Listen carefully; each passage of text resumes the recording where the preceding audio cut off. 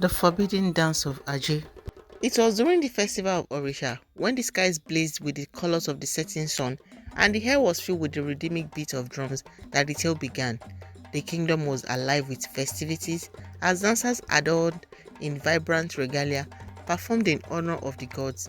But amid the revelry, a single drum beat was missing, one that had not been heard for centuries. In a modest hut on the outskirts of the city lived a young girl named Abeni.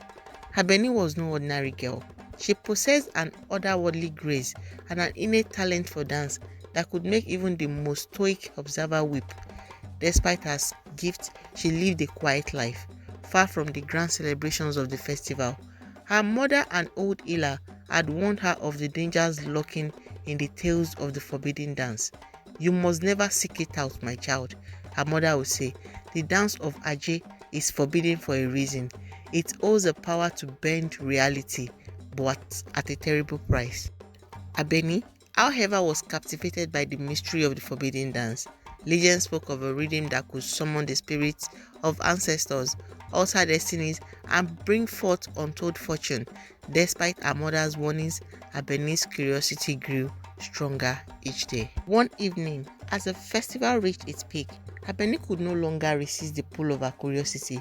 She sneaked away from the festival and ventured into the dense forest surrounding the kingdom.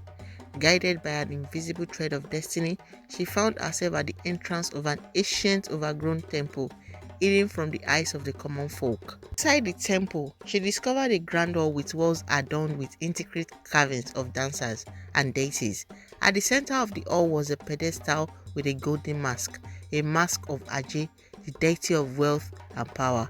As Abeni approached, a chilling wind swept through the hall, and the air seemed to hum with an unseen energy. Held by an irresistible force, Abeni placed the mask upon her face.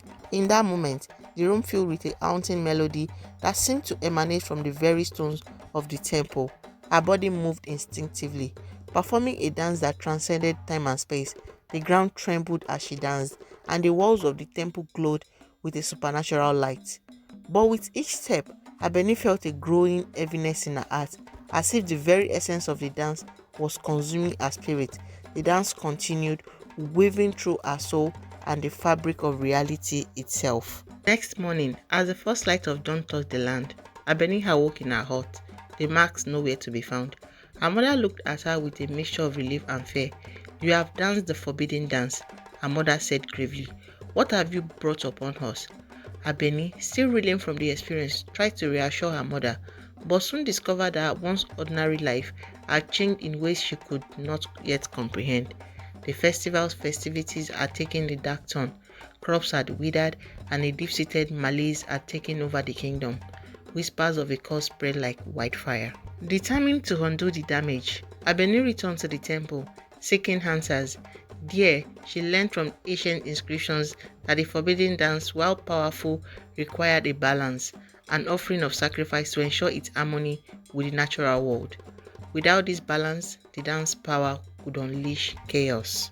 Understanding the gravity of her actions, Abeni sought out the kingdom's wise elders and confessed her transgression. The elders, initially angered, were moved by Abeni's courage and resolve. They guided her to perform a ritual of purification, one that would restore the balance and mend the fabric of reality. As part of the ritual, Abeni had to offer something of great personal value. She chose to give up her dance, a sacrifice of her greatest passion and talent. She performed a final solemn dance in the presence of the elders and the spirits of the ancestors, pouring all her love and remorse in the performance. As she danced, the land began to heal. Crops flourished once more, and the malaise lifted from the kingdom. The people rejoiced, but Abeni's heart was heavy with the knowledge of what she had caused. Years later, Abeni became a revered figure in the kingdom, known not for her dancing, but for her wisdom. She used her experience to teach others about the delicate balance between power and responsibility. The tale of the forbidden dance of Aje became a cautionary legend, a reminder of the fine line between the pursuit of greatness and the respect for the natural order. And so, the dance that once held the power to alter destinies became a symbol of humility and the enduring lesson that with great power comes an equally great responsibility.